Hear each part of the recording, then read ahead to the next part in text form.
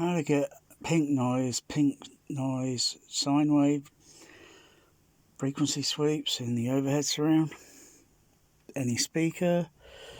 Oh, easy. First, need an AVR. That's simple.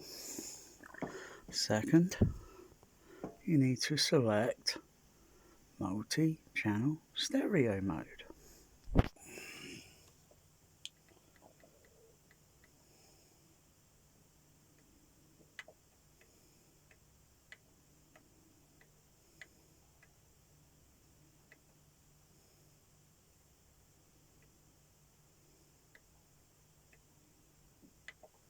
Select them all to large.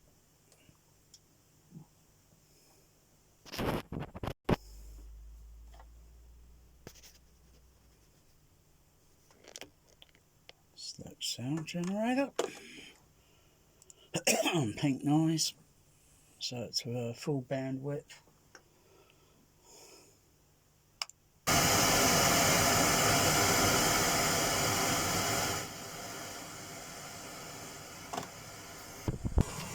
In this case, I've just set the SA10s to normal mode. So pink noise is just outputting. It's just outputting now.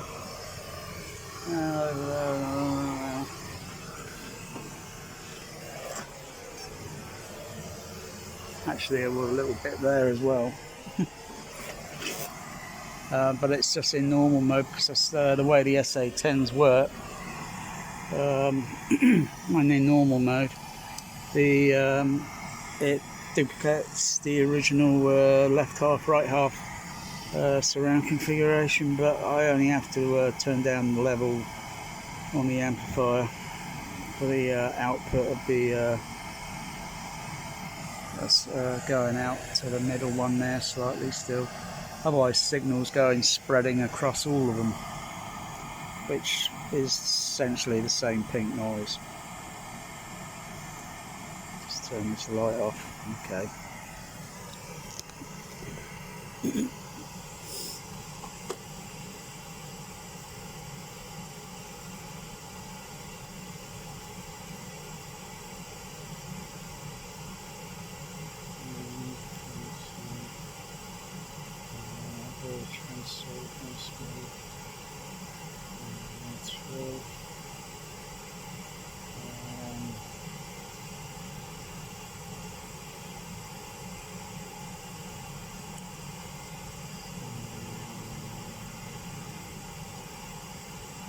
Okay.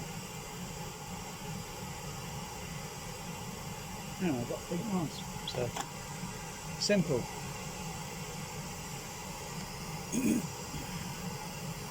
Of course, the microphone's right as positioned there, so if I move the microphone around, the pink noise just moves around, just as if turning my head or walking around a room, it changes.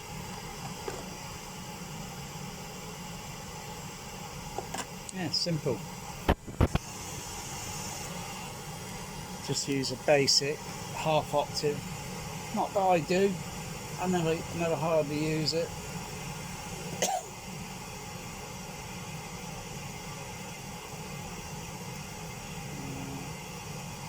Apart from probably some last time I used where I'm only just adjusting the low end on the overhead, but I'll just go to default. A bit more bass response on the overhead.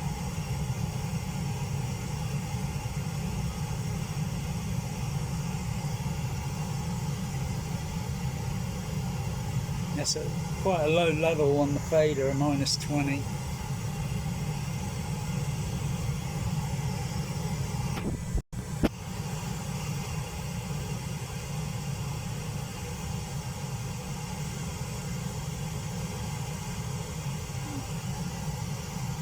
Don't usually put that on, usually turn it off.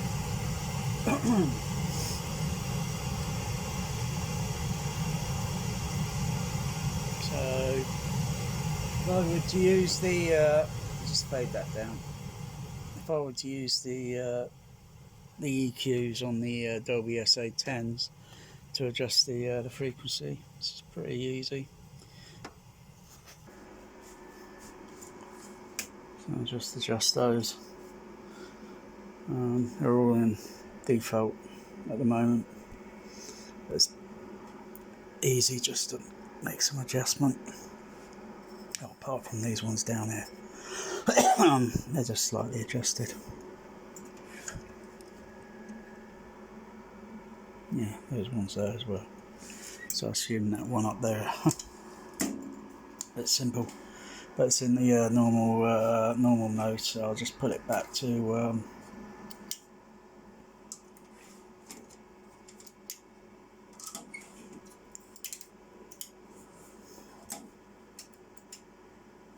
Sound position. That's our position. Yeah. It's all turned on.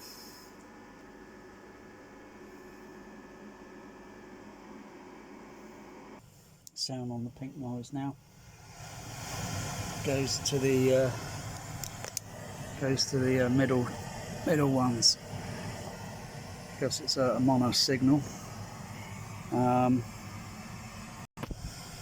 Also on REM is invert. So if I switch the invert on, signal pink noise goes down to my below surrounds, so I can level match EQ, or rather first EQ as best as I can, because there's no way they're physical size like that in the characteristic, but I get near or close and try and get it as near or close to the overheads, where some native encoded atmos mixes, Baby Driver particularly, has got an anti-phase on it on height number 2 middle, where the signal mostly is playing I think I'll just put it on for a second. Oh yeah, it's chapter 13. Okay. Oh, it's chapter 18.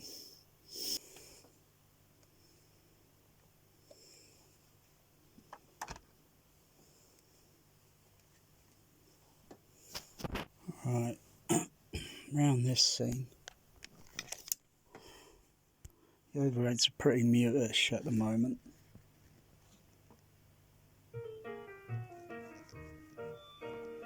And you get this music playing up in dog number 2, and it's mono. It's not like going stereo.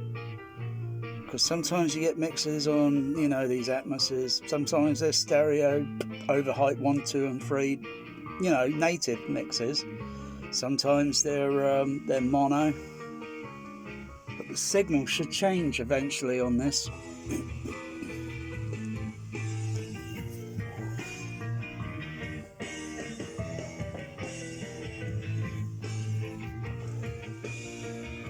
It's not quite yet. It's a little bit, about another minute or so into the.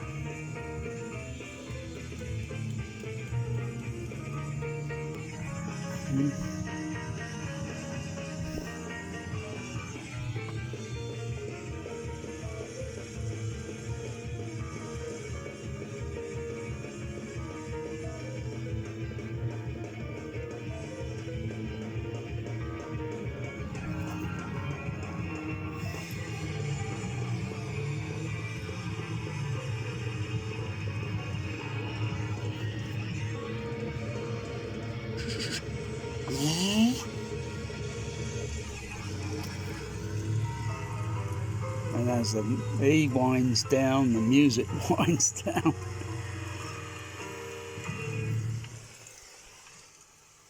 I hear a bit of rain that spread. Oh.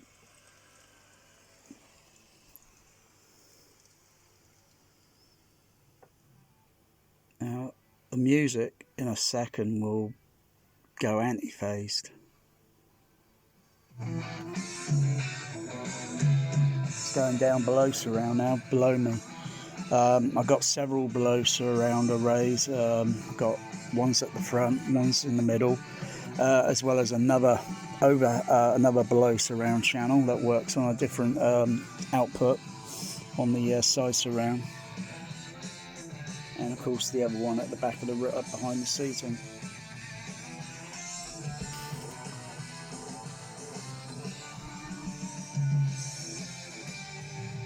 Could do with a little bit of level boosting and such. Now there's a bit of overhead surround with a helicopter and such going over height 1, going round height middle, up there. And I can still hear this music that's playing below because it's been put in the mix with 180 degree antiphase.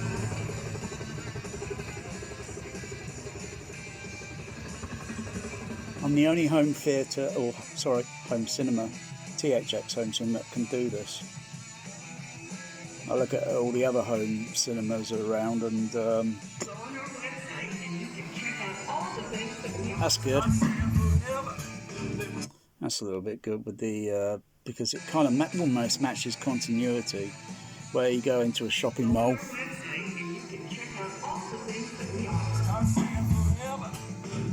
Because usually you have a PA announcement or PA speakers, public announcements, located up in ceilings. Sometimes they're suspended by chains with a little speaker. But that was pretty good. But the music is still playing below me. And then other bits of music panning around above.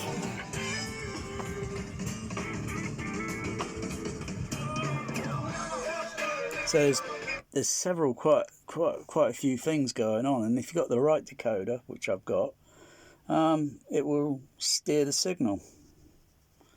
All I need to do is just readjust the level balance, that's all.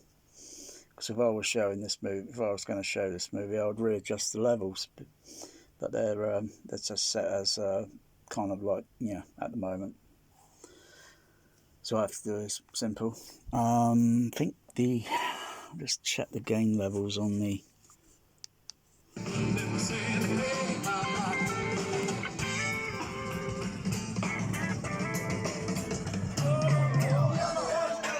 So there's quite a few different sounds, overhead and below surround.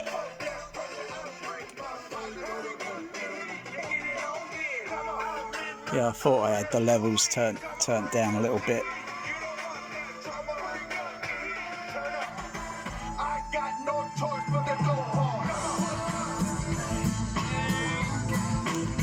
Just turn these back up to 0.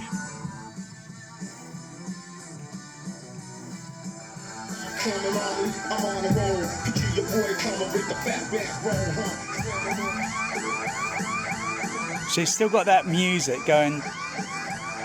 Dun dun dun dun dun dun dun dun dun dun dun. That's still playing below, while other music was panned overhead and going a little bit stereo, and so there's quite a few things going on. So it's better than most. I'm kind of wondering, did the mixers or whatever was going on the dub stage suddenly? Oh, that was utilising around on the heights 1, 2 and 3s. But mostly the mix in this movie is mostly heard on height number 2, and you think, oh, there's going to be no height 1 or height 3. Baby, you're a jinx. It would have been mixed at Twickenham Film Studios. So whether they knew what they were put in some anti-phase in?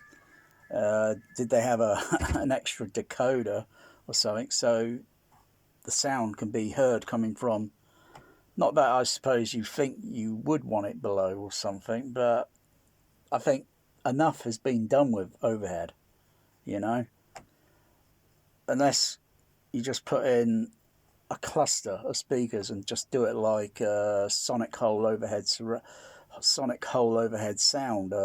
2002 with a Dolby SA10, just anti-phasing some sound into the extra surround channel with a Dolby Surround EX or SA10s, and it would just look for the extra signal, sees it there. It's a CP45 in there as an SA10. It's just a CP45 modified.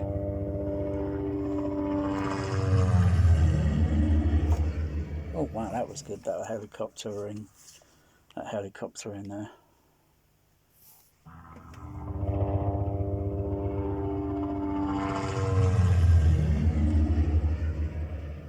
Wow, that was nicely panning over and then over into dog 2, and then I think it took a quick diagonal. From the sound of it, it sounded like it took a very quick diagonal turn.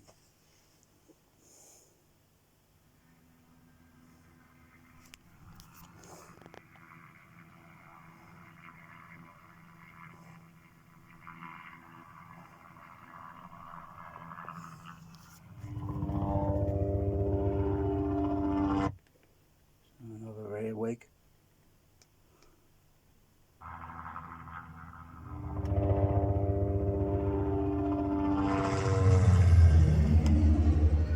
Yeah, so I'm kind of doing that sort of. I think it starts over there, a little bit diffused in a way, and sometimes it should be. Your overhead shouldn't really be all that too much, you know, localizable.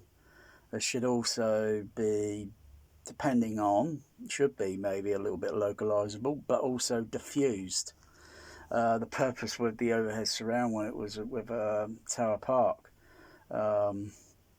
is to have the 8 overhead surrounds in screens 5 and 6 uniform. EV Electro Voice speakers, THX approved, I believe. Screens 1 and 4 and 7 and 10 had 7 overhead surrounds. So as you go a bit further into the auditorium, then you get like 6, 3 there, 3 over there. Get back to the back of the auditorium where the floor's sloping up, and then exit out, and then turn a little bit more, and then you go in through the door and into projection room to projection room over this side and over that side. Very manageable if I recall. So the small screens, the overhead surround wasn't too bad. Only the height of the screen was kind of very awkward to where the screen channels are located, where screens 5 and 6 screens were a little bit lower down, and had a nice good LCR matrix with the slightly curved screens, where the smaller screens were just flat screen, almost say similar to mine. Only my screen's not way too high up. It's okay at that height. I could lower it down just a little. I could just get the screen channel behind it lowered down a little bit, but they're fine where they are. It's remarkable. I can even get directional sound even with the HF horns, given where they're located, and they've got the off-axis sound of the frequencies. That's okay. But yeah, I'm pretty impressed with my overhead. And it, like I say, it only took me 1 minute to suss it all out and think, this needs an extra decoder on it. I'm noticing, some stereo, and there's a phantom signal in between floating. I'll put an SA10s on it. That's cheap as it can get. Otherwise, you could use a PL2X, which would probably do it a little bit better. And when using the matrix outputs, which would be the side surround or the rear back, and depending on what's mixed in a signal, where the stereo, or sorry, where the signal of the sound or the vector, where it's steering, what degree angle it's kind of shifting to you know, probably come out pretty good, better than maybe what I'm using. I couldn't get the damn things to work, that's the problem. They just had this strange echo delay on the damn things, and kind of gave up a little bit. I might go back and try it again, but because there's no reason why it shouldn't work. But it's good enough as it is here. It can't get any better.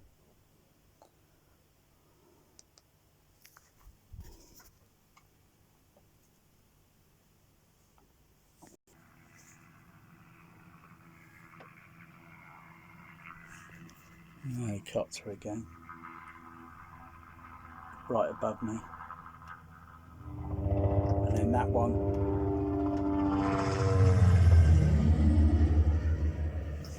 Wow, that's cool.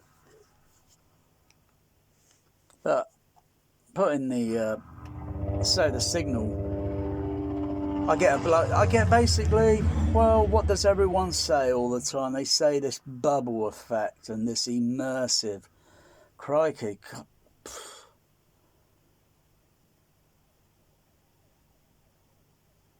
I could, if I wanted to, I could probably output pink noise to the overhead and the below surround at the same time. How do I do that? I'll show you.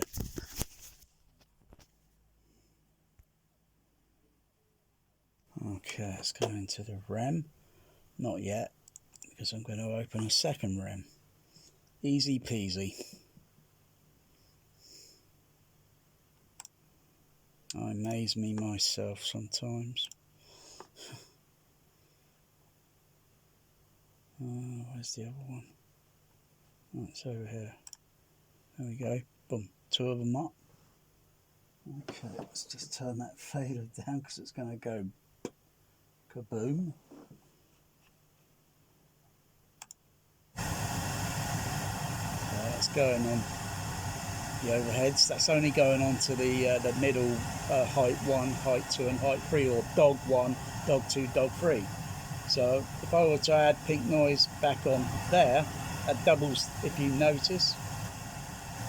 That's just sending the same signal overhead. That's like 3 times or 3 dB. But I'll invert the signal. Bingo! Now the pink noise is going overhead and on the below surround. A little bit down there.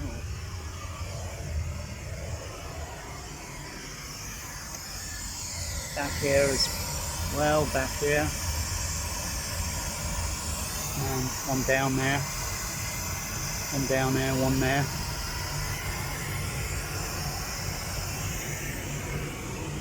And I have to say, bloody hell, it sounds disorientating almost. And up front here, one down there, that one there, that one over there, that one there. And there's another one that's right behind down there, but that's used for the side surround, so I have to put another decoder back in because I changed everything about a month or 2 or so ago. So just turn this bloody light thing off. Just fade that down. Gee, fucking hell. It's not ringing my ears. No, it's what SBL level was it? Go back up to -20. About fingers.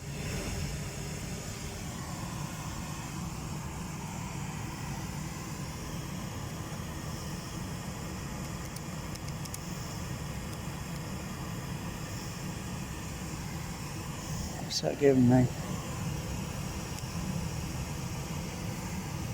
It's giving me about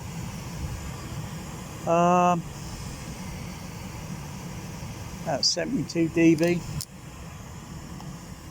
and of course I can still make adjustments so that these will be a little bit more louder. All I have to do is just turn the levels down on the amplifiers for the overheads and just do a little level simple basic level matching, you know.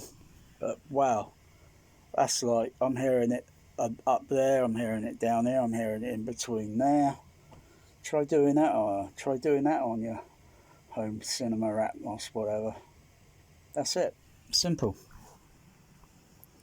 things, and you don't actually have to go out and buy a disc, because unless the disc has got a anti-phase signal also mixed in, so you got some channels and you know, that output in pink noise, you know, blah blah, you know. Well, actually it won't be doing any of that because it'll be phantoming the signal. So unless it's you know, you get a discrete left, right, for height 1, 2, 3, whatever, and then you have another one that may be both channels at the same time, so it's equal. So you've got to measure for a center phantom signal level, so to speak, for 1, 2, and 3. But I don't think it'll have an anti-phase unless it has a reverse signal encoded into the mix. Simple. There's other CD DTS discs. I think a DTS disc had some sort of old channel. I think it had a possible, I'm not sure if it did, I can't remember if it had a reversed or anti-phase. There's plenty of even some on YouTube that are just pink noise, and it's like I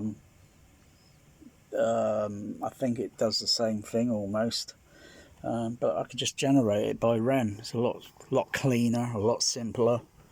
And here's the other thing I can do. I think if it will with the other video. Just turn the fader up.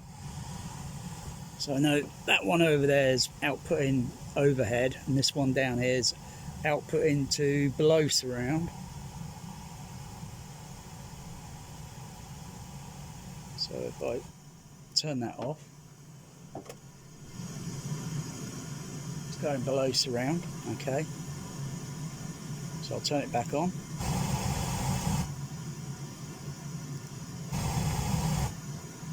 Now, hang on, where is that? I'll just go there. Turn the level down. Take it down by 10 dB. Turn it back on. And guess what? I've even changed the tone, the level that's going overhead, even though I've got to really have both levels equal and then adjust that on the amplifier. But I guess I need to turn it down by about somewhere like about -8, maybe -8 dB. Just turn the ones overhead for the amplifiers down by about -8. Now, Magic's been very vexed today and very irritating, hasn't you? Yeah. Scavenging. He's a scavenger. You can see some of the pink noise flicker in there. I need to turn the saw a little flicker there. You know, it's just as it's modulating the pink noise, which is moving around like that. So that's height 1, height 2, height 3. These are left and right, left and right, left and right. That's dog 1, dog 2, dog 3, extra 1, extra 2, extra 3. So,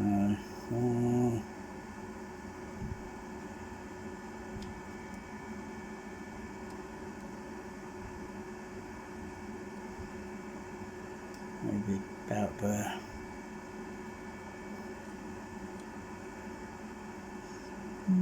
See what that's like. See what that's like. Play it by ear. Just play it by ear. Oh, of course, when I come in, I just notice it's suddenly there, where I kind of will, well, if I really realistically wanted it, I'd probably want it starting literally right at the bloody door. I can do that. So it sounds a little bit weak overhead, so I'll just turn this pink noise level up on this side.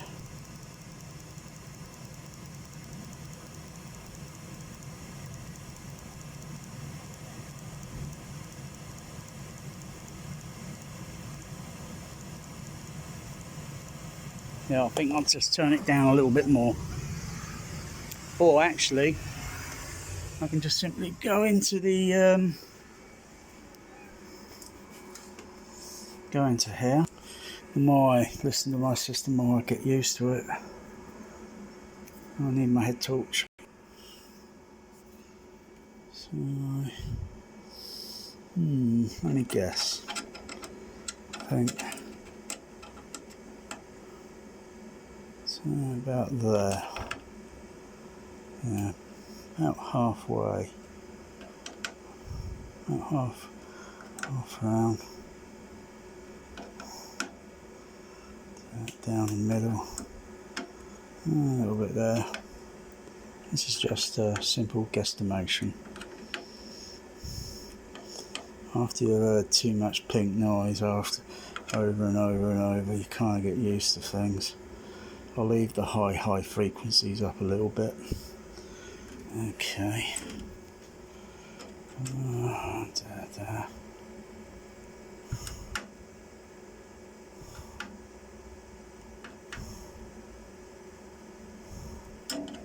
It's only a basic EQ for the extra output, because this is, I just wonder whether that's 8 kilohertz there, because it's slightly different. It says slightly different so on the CP45.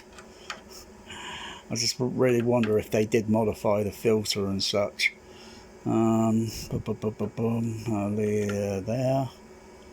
Okay, want to check this one. Oh god, need a step ladder to see this. It's just guesstimation. All I'm doing is just basic, rough, not exactly totally even, but more or less. When I've seen some of these come, you know, when I buy some of these SA10s and then look at the EQ levels and such, and then think, good gosh, why is this level turned up so bloody high here, ridiculously high? Well, frequency nulls and such dips in that in the cinema auditorium of where it came out of. So this would do the extra, EX extra. So I'll leave those as they are. I'll turn that one up slightly a little bit, but I'll leave that as where it is at the moment.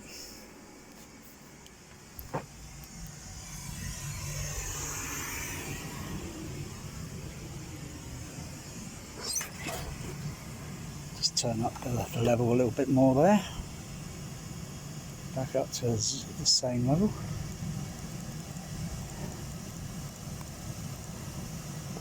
So, sounds okay. I'll just put that baby driver back on again.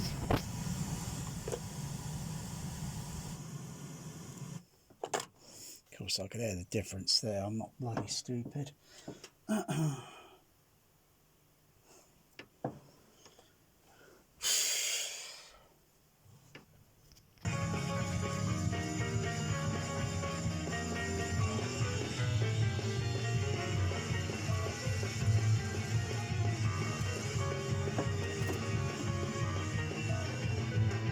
Of course I've got all the other channels muted.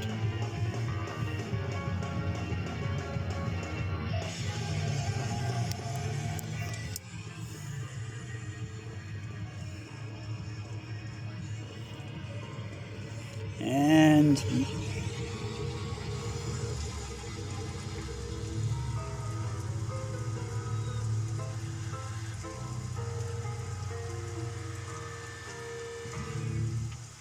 I can hear the rain. I have to say, it's the most bizarre rain cloud I've ever heard. But sometimes, you know, rain clouds, you know, they move over, you know. But most of what I'm hearing with the rain overhead is incorrect. Because rain is potentially silent when it free falls from the cloud. It makes a sound when it lands on a surface object. That being, It could be a bird flying overhead that's a very high altitude, and it lands on the feathers of the bird before we even hear it on the ground. Because when you hear it start to, you know, walking under trees, you hear, you might get a little spit on your face or whatever, and then that's because you're going in between everything, and a drop has come down in between, and then you start noticing maybe a little, you know, that sound, typical sound of. But I can see in the scene here there is a tree, but that doesn't really make it so that, you know, because that tree's on the opposite side of the road, and that car's not directly underneath that tree.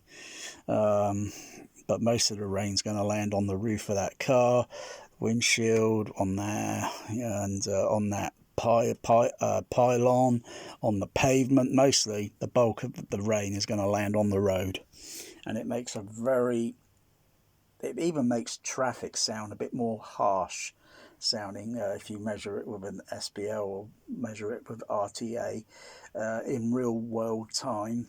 And then you know, cut traffic just going by on the normal sort of time, and then when it rains you measure it again, and it's just like really shrilly, and it's almost like, oh, you got to stick in the earplugs because it's really bloody loud.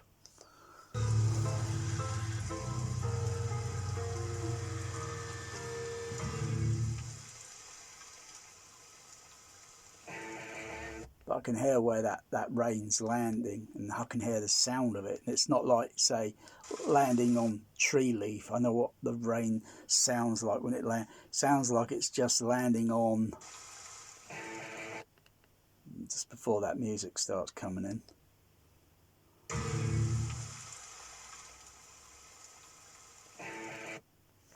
It's like, you know, I could go out to a field, do a field recording of some rain, bring it back, which I did a few years ago. I never uploaded it or anything, never did anything with it. I've done basic audio mixing at college, but I just find this shit so boring today. You know, you got to bring something in, you got to load it up on the computer, blah blah blah, and then load it up onto whatever device you're using to mix. I learned on a Cubase.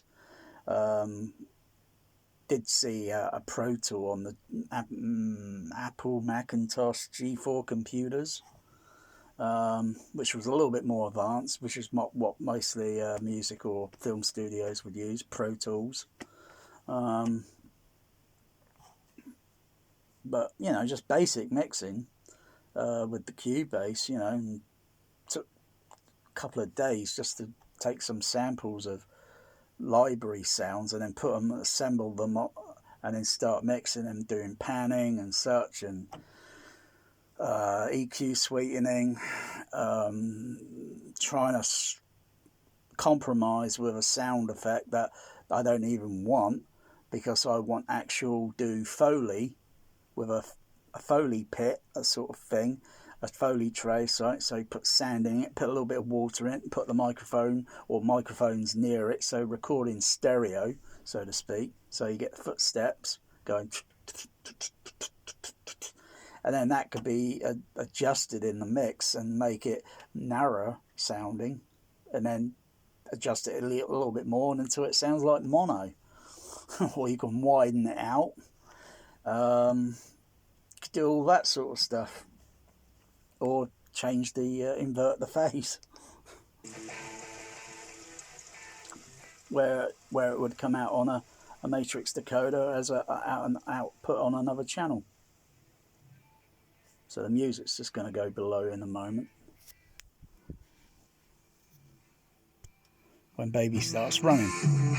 Or just before when baby runs. It's going below me. Not there, only on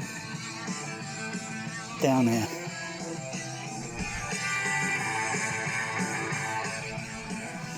Otherwise, if I were to put that overhead, or I can, because I can just make different format sound arrangements, and so if I wanted it overhead, so it can kind of move this sort of way, so to speak, or whatever. helicopters coming in over round.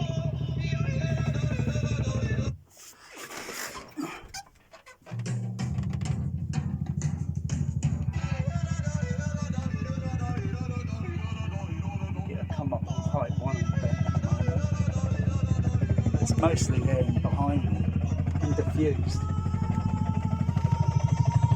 And I'm kind of looking around thinking, what the bloody hell is a helicopter doing in this room? When I got my hearing was kind of awakened, because it kind of like, I suppose I heard things, but suddenly become a listener when I saw the movie Platoon at the Gaumont Odeon downtown, screen number 2. That was 86, that was, I think, or 87. I think I was sat roughly middle of the auditorium on a centre line. So between what I thought I, could locate where the side surround speakers are and where the back ones were on the back wall. I think there were 4 on the back wall. I think 4 or so going down, or maybe 5 going along the side walls of the auditorium, and there were about 6 more located in the ceiling. So it was playing the same signal on the mono matrix surround, literally. So it sounds enveloping or uniform, so to speak. And that's all off of a Dolby CP, what was it? Dolby CP50.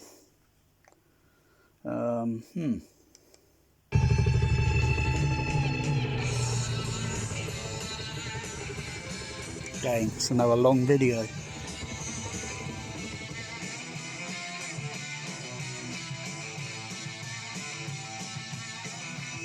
If I want a little bit more bass on the below surround, all I have to do is just put a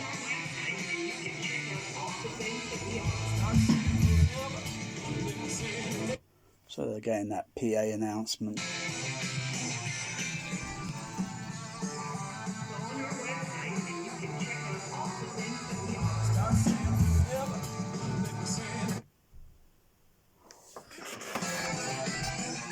Just move around the room.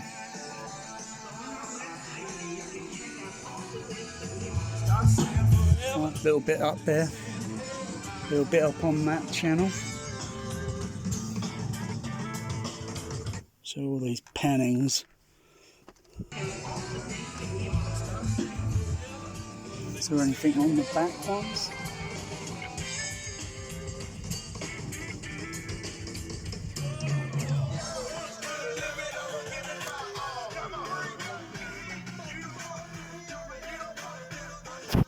So I'm just moving around the room listening.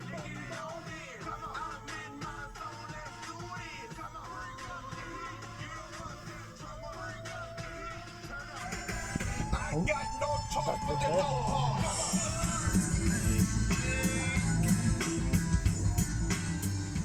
And I think, I'm not sure if that would have, with that guitar, the guitar that's playing dun dun dun dun dun dun dun dun dun dun dun dun dun na na na na na na na na na, that's mostly playing on the blow. So basically I've got sound above, below. Yeah, I guess I'm really immersed there with the storytelling.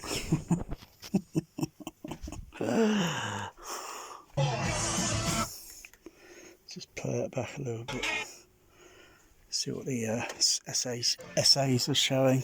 Switch the light off so you can see the LEDs. So that's on the middle one, height number 2. You can see it all playing there. There's a bit of signal down at the that channel there. And these channels there now starting to light up a little bit. So yeah, Baby Driver uses a bit, height 1, 2 and 3, but mostly it's using height number 2 mostly throughout the movie until it gets up to near the last heist on the movie, when it starts utilising a little bit more. There are some occasional, but very subtle. It's probably a little bit utilised more when it gets near to the chapter 12. Oh, right, sorry, chapter 13.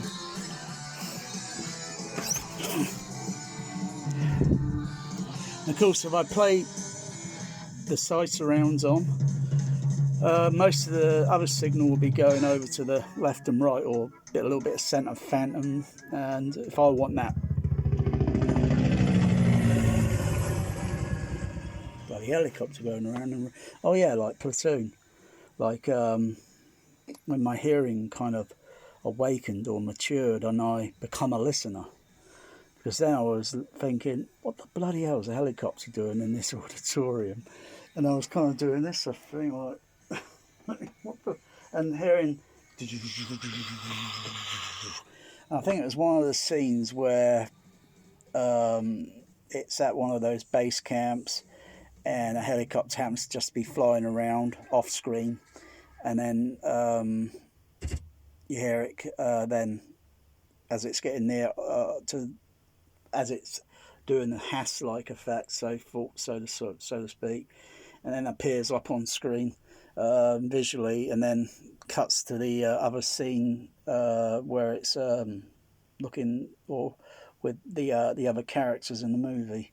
But it was making me do that, and I was, wow, what's a bloody helicopter doing in there? And it sounded acoustically realistic.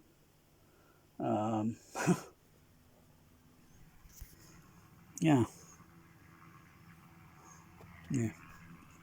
Helicopter overhead there, a little bit distant sounding, like it's a little bit high up. And another one panning around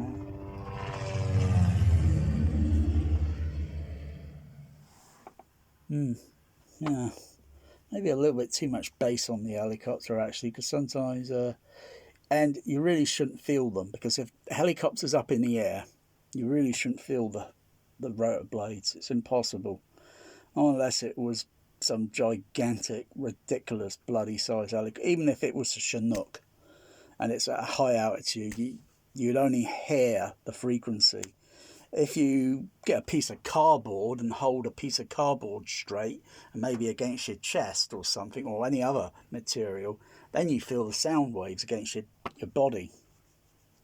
Or if you were to put your hand against a window or something, you feel the sound wave in going against the window. It resonates. That's how laser, the CIA, the microphones, and spying on the Russians and using what's called a laser microphone. So it shines a beam onto the window, and then the beam gets reflected back to a solar cell, and then goes for a bit of simple electronics onto a recording, and bingo, you've got a conversation on tape. The CIA obviously got a bit paranoid about everything like that, and they even put up like what's called a net, or kind of a thing that goes around the building, and it just generates noise. So if anyone would try and put a laser microphone on their window, all you would hear is, you just hear noise. So yeah.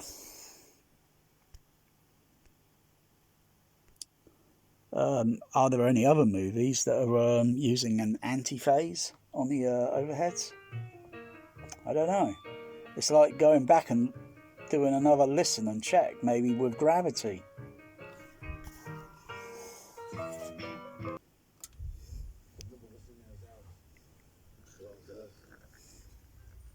They got our money. They got our mama's jewels. So let's go back in there and take back what's ours. They got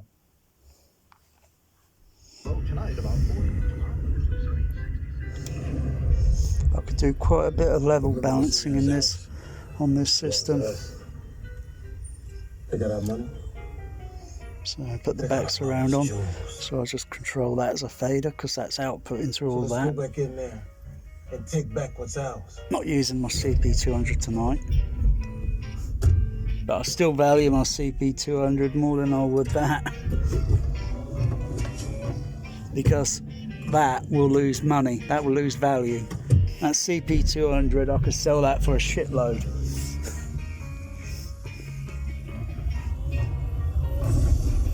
or that thunder.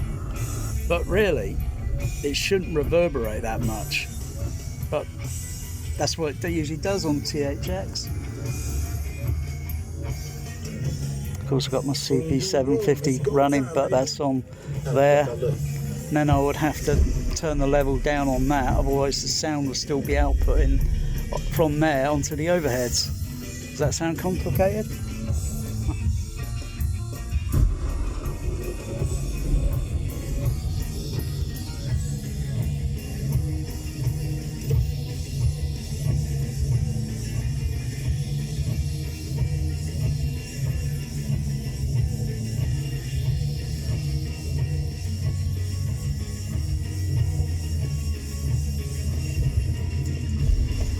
Wow. And I haven't even got the sub bass turned on. You'd be surprised how much bass you can get on the screen channels.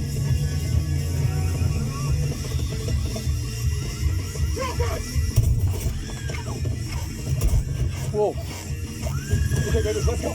Move. Let's go. Let's go. Let's go. Come on, baby. We gotta go. We gotta go. We gotta go. Stop the fucking car, retard. Baby, move. Put your fucking foot on the gas. Come on, come on, come on, come on. Go. You must move this car. I'm gonna blow your fucking head off. 3, Move. 2, move now. 1, now.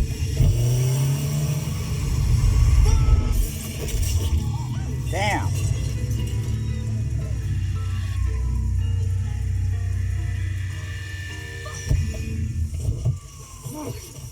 Come on, come on. Give me your hand. Come on. Come on. What did you do, baby? What the fuck did you do? I moved. I'm gonna fucking kill you.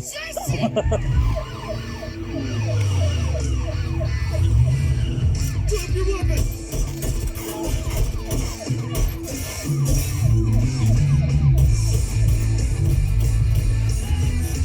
Of course, I hear the rest of the other music.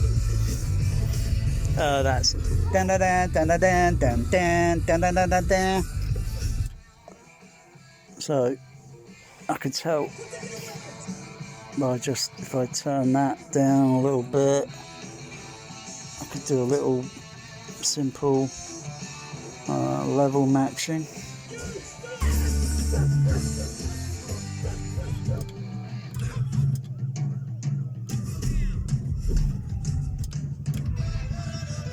And just turn it down by so much dB.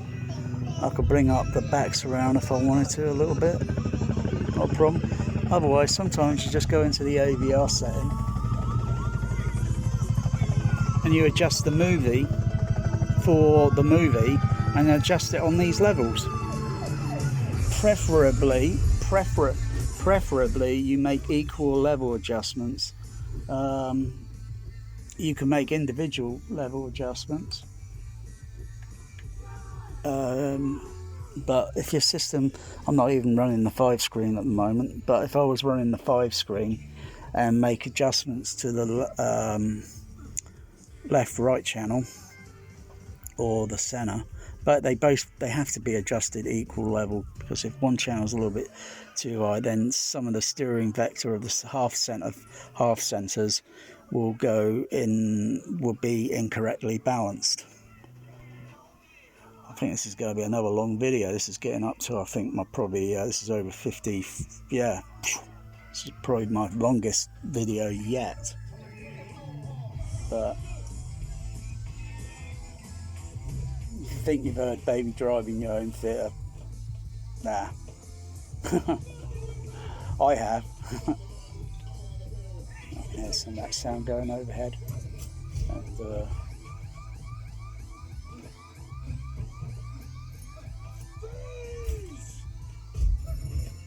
oh, wow, that was a good kind of like on my ears. That was a good sort of sound. Or mixing. This is going through the doors there. And I kind of hear like, it's almost like a very low frequency. As he after he exits. And you kind of like hear like a sound behind, as if like a windy sound.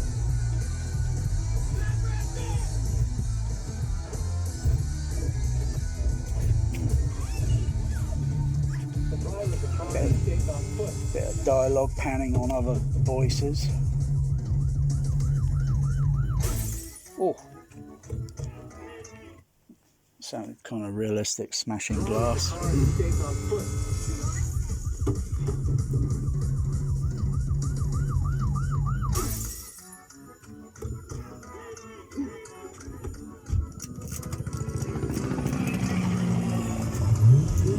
Everything else going around. So there's about what? Presently, it's 15.12.268. Oh, wow. Maybe you are fucking jinx! Let's go, let's go, let's go,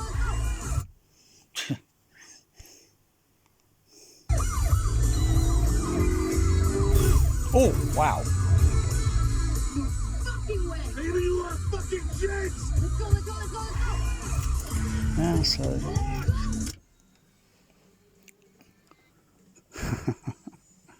yeah, I do quite a bit here.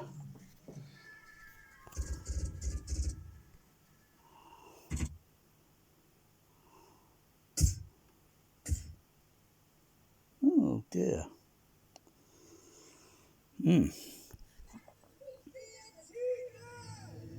So, yeah, if I go back to the pink noise sound generator.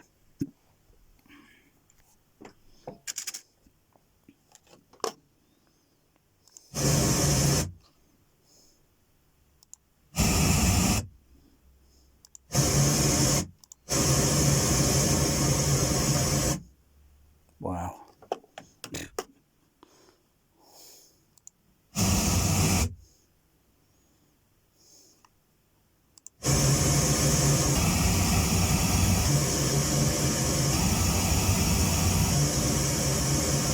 So I can do that sort of level, which then the sound's going up there, and then it goes down there and up there and then down there. See, most systems, you know, when you look at surround speakers, typically in a cinema, or dub stages, Dolby Labs own screening room, typically the surrounds are located high up and almost more near to the ceiling. Even though they're high up, they're not totally near, but they are more near to the ceiling than, you know, they're not exactly located halfway down with the height of the room. Usually speakers in a surround, in an auditorium with a sloping floor, they usually step down that level, and then they step up and step up and step up towards until they get towards the back of the auditorium. In the home, you don't really need to do that sort of thing unless you've got a really large, ridiculously sized room. You would do that, but typically they'd be a-okay going along the side wall. But problem there being,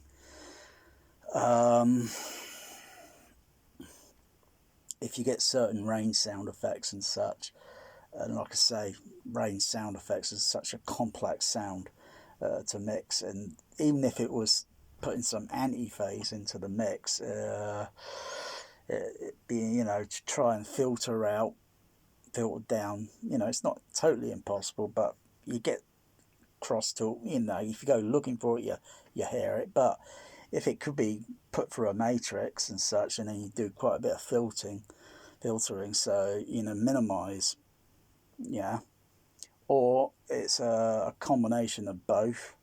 So depending on where the location is, trees, buildings, if it's out in a field, you're mostly going to hear it on this level down here. You're not going to hear it much up there, unless you're standing underneath a tree. If it were down on a beach, well, that's a little bit complicated, unless it was a very quiet night and the water was very still, that meaning it's not wavy. If it was starting raining, yeah, depending on what type of rain, because it comes, whether it's drizzle, you're not going to notice it much unless, you know, you hear and listen, you hear like very fine. If it's a bit of mild rain, you hear it pitter patter, pitter patter. If it's a real downfall, then it's you notice maybe partly it landing into the sand, but it's going to get absorbed because it's sand is, you know, and it would get kind of absorbed. It will make a sound, but it will have a very kind of dull sound because it's not landing on, say, like a flat road surface. If it was a flash flood, oh, you'd know about that. It'll hurt. Average rain clouds can hold up to something like 64,000 tons of water, and that's a heck of a lot of water. And when you've got multitudes of these clouds everywhere, and suddenly you get a downfall of a flash flood, oh yeah, you watch those storm drains and they'll get overwhelmed in just less than a minute.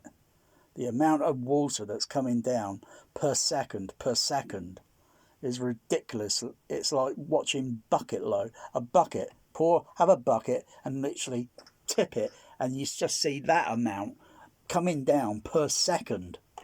Ridiculous. And then I just watch in amazement, wow, that metal plate on that storm drain is lifting out of the ground, out of the road.